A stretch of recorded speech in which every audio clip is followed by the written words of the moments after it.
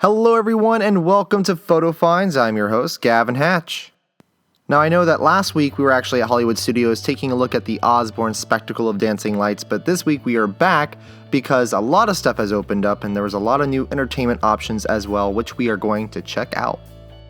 So let's begin at the very front of the park. Actually, before we went inside, I caught a really good group of characters out here doing meet and greets, and there was a lot of them.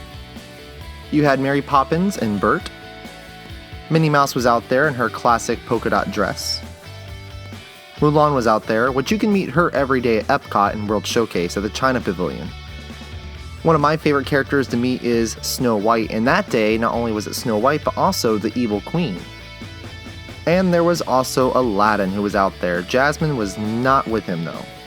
So on December 1st, Star Wars Launch Bay opened up and it has been very popular, and that is where the Art of Animation used to be located. Before you go inside though, as you can see here, you can see stormtroopers outside from time to time walking around and interacting with guests. Here's a shot of the front, which is actually really cool. The sign is huge. Now I went there in the afternoon on opening day. The wait time to go inside was only 30 minutes. I heard that morning it was much longer than that. And you can see here from this picture that it has a sponsor. It's Hewlett Packard Enterprise. It's actually the sponsor of Star Wars Launch Bay, which I thought was pretty interesting. Now most of you will probably recognize this here at the entrance. This used to be where the poster was that showed you where everything inside the Art of Animation was located, all the character meet and greets and interactive experiences. Now that has been removed obviously, and you can see it's just a poster for the movie The Force Awakens.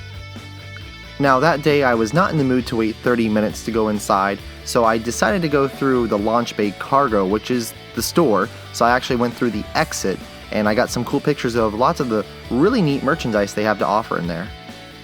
Now this used to be an Art of Disney store at the exit of the Art of Animation, but it is now all just Star Wars merchandise, and the store itself didn't go through a major refurb. It pretty much just got a fresh coat of paint and all Star Wars merchandise. Now I'm going to be honest with all of you, and I know that I'll catch a lot of heat for this, and I'm kind of ashamed to say it, but I have actually never seen the Star Wars films. I'll be honest, I know who some of the characters are, but I really am not a hardcore fan, so when I came into the store and when I went through the whole Star Wars Launch Bay, I thought it looked really cool, but I didn't know really what I was looking at and the story behind everything. One of the things inside the store that caught my eye was the machines that actually personalize your magic bands, and this is found over in the Magic Kingdom, so it's kind of cool that now you can also personalize your magic bands here at Disney's Hollywood Studios inside the Launch Bay. Also inside the store you can get these photos here and purchase them, and they actually do have the autographs and signatures from the actors who played those characters. One of the more unique items that you can purchase in the store is the costumes, and here you can see a Han Solo costume is going for $725. A Stormtrooper costume is only $1,800, which isn't too bad considering, it looks pretty legit, and who doesn't want to be a Stormtrooper? Now before you go into the store, you go through this gallery, which is actually full of really cool pieces of art that you can purchase. Now once you pass through the store and the gallery, you have the interactive video game area, which used to be where you used to do drawing classes inside the Art of Animation. Now the room is a lot smaller, but there are these different areas where you can go and actually play some video games. Earlier this year, Chase and Disney released the Star Wars series credit cards, and inside the Launch Bay, they do have a private meet and greet experience for those who have a Chase Visa card. Now, the most popular thing to do here at the Launch Bay is to meet characters, and as you can see here, it was a 70-minute wait to meet Darth Vader. And while you wait in the queue, there are a few things to look at, but not too much.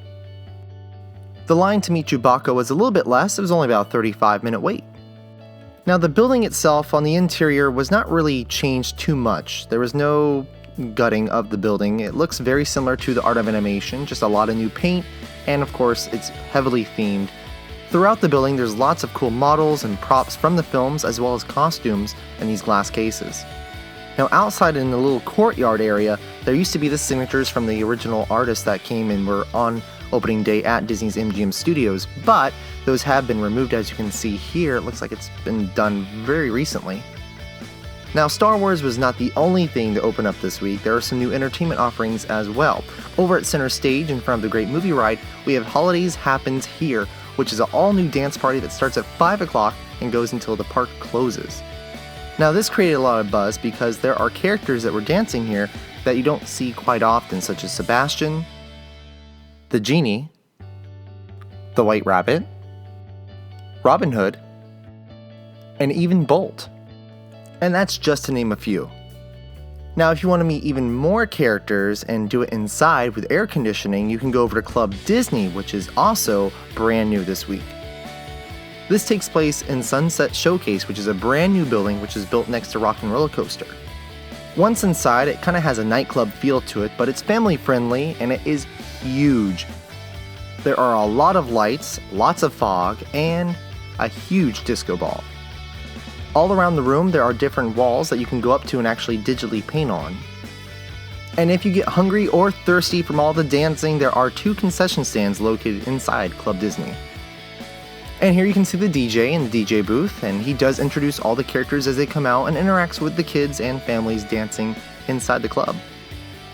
Now, the day I was there, it was not very busy at all inside. A lot of guests I don't think knew about it, and it was still not even officially open yet, but I still recommend this to be a place to come and get out of the heat and enjoy some character interactions. Well, that does it for this week's Photo Finds. In the comments below, let me know what your thoughts are on the Star Wars launch bay and what your favorite part about that experience is. Don't forget to subscribe to Orlando Attractions Magazine, and of course give this video a thumbs up. And until next time, make sure you get out, have fun, and enjoy the parks.